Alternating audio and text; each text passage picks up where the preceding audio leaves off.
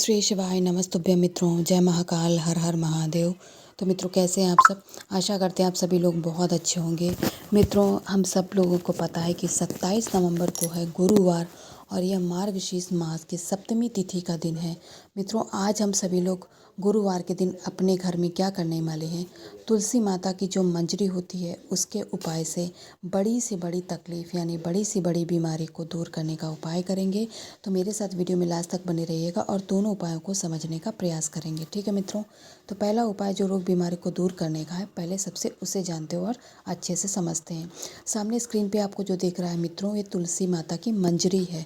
हमें तुलसी माता की मंजरी लेना है। जो तुलसी का पौधा बड़ा हो जाता है, आप लोग देखते हैं ना, उसमें बीज आ जाते हैं, बीज ड्राई हो जाते हैं, कभी कभी नीचे गिर जाते हैं, वही होती है तुलसी माता की मंजरी।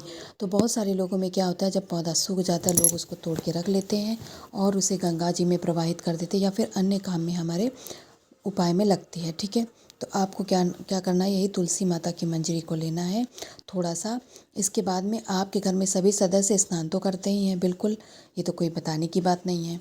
तो आपको क्या करना है, एक लोटा लेना है। ठीक है, सॉरी, एक पूरा बकेट लेना है भर के, क्योंकि सबके लिए एक लोटा जल बनाते बनाते तो फिर आप बनाते ही रहेंगे। तो आप क्या करेंगे, एक बकेट जो जिससे स्नान करते हैं सब लोग, उसमें आपको सबसे पहले क्या भरेंगे, जल भरेंगे। जिस जल से स्नान करते हैं, जैसे कि ठंडी का सीज़न है तो पूरा ठंडा जल तो यूज़ करेंगे नहीं, है ना, थोड़ा बहुत नॉर्मल।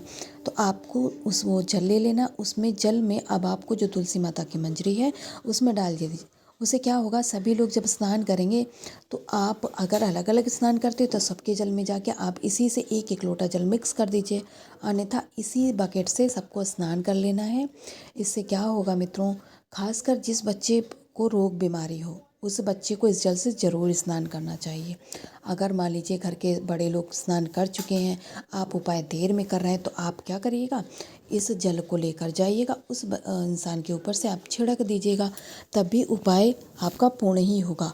और जब आप जल से जो स्नान करें उस बच्चे को या फिर जिसके ऊपर आप जल छिड़कें, आपको उस समय पे ओम नमो भगवते वासुदेवाय मंत्र का जप करते हुए इस जल को छिड़काव करना या फिर स्नान कराना है। यकीन मानिएगा, जब आप इस उपाय को करेंगे उस बच्चे का बड़ा सा बड़ा रोग दूर हो जाएगा, आपके घर में सुख समृद्धि और शांति बनी रहेगी।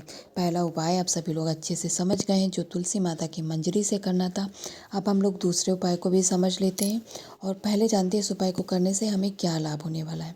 इस उपाय को करने से आपके घर में यदि अशांति है, यानी कोई नकारात्मक ऊर्जा आपके घर में प्रवेश कर गई है, घर का माहौल आपके ख़राब हो रखा है, आप लोगों को क्या करना है, एक लेना है मिट्टी का दीपक, उसमें लंबी बाती का प्रयोग करेंगे। ठीक है, लंबी बाती लगाएंगे और ये बाती आपको किससे लगाना है, घी से लगाना है। ठीक है, लंबी बाती लगाई जाएगी, वो भी घी से। घी से लगाने के बाद में आपको एक चुटकी अनाज ले लेना, कोई भी अनाज लेने के साथ में आपको एक छोटा सा गुड़ का टुकड़ा भी लेना है। इतनी चीज़ें लेकर के आप अपने घर के मुख्य दरवाजे यानी दहली के पास पहुंच जाइएगा। आसन लगा लीजिएगा, जो भी आपने अनाज का दाना लिया है उसका आसन लगा लीजिएगा। आसन लगाने के बाद में अब आपको क्या करना है मित्रों, आसन लगाने के बाद में जो आपने ये लंबी बाती का दीपक लिया था उसे यहाँ पर आप स्थापित कर देंगे। ठीक है, कर दिया स्थापित।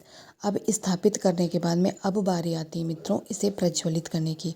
तो जैसा कि मैंने आप लोगों को बताया, जब हमारे घर में नकारात्मक ऊर्जा आ जाती है, हमारे घर में लड़ाई झगड़े, बेवजह क्रोध, आपस में लड़ाई झगड़े हो रहे हैं, बच्चों को जो बीमारियां समाप्त ही नहीं हो रही, आप बार बार डॉक्टर बदलने प्रयास कर रहे हैं लेकिन फ़ायदा नहीं मिलता है, तब आपको इस दीपक को जलाना है। अपने सभी देवताओं को, अपने इष्ट देवता का स्मरण करते हुए इनसे निवेदन करिएगा कि घर की जो अशांति यानी अशांति दूर हो, शांति का घर में वास हो, इसलिए आप इस दीपक जला रहे हैं। इसके बाद इस जलते हुए दीपक के अंदर ही आपने जो गुड़ लिया है एक टुकड़ा, उस गुड़ के टुकड़े को डाल दीजिएगा। दोनों हाथ जोड़ करके अपने इष्ट, अपने आराध्य देवता से स्मरण कर लीजिएगा मित्रों। जब आप इस दीपक को जलाएंगे, आपके घर के मुख्य दरवाजे पे जो नकारात्मक ऊर्जा घर के अंदर प्रवेश करने वाली होगी वो नहीं करेगी, रुक जाएगी, क्योंकि आपके घर के ऊपर एक सुरक्षा कवच बन जाएगा। और जो घर के अंदर प्रवेश कर चुकी होगी वो घर के इस जो दीपक के धुएं से वो घर से बाहर निकल जाएगी मित्रों, और आपका जो घर है पूरी तरह सुरक्षित हो जाएगा। आपके घर के लोग जो लड़ते हैं झगड़ते हैं वो सभी बंद हो जाएंगे और आप सभी लोगों को लाभ होगा। तो इन दोनों उपायों को करिएगा मित्रों गुरुवार सप्तमी के दिन। आप लोगों के ऊपर महादेव जी का आशीर्वाद ऐसे ही सदा बना रहे, ऐसी मैं कामना करती हूँ। श्री शिवाय नमस्तुभ्यं। जय महाकाल।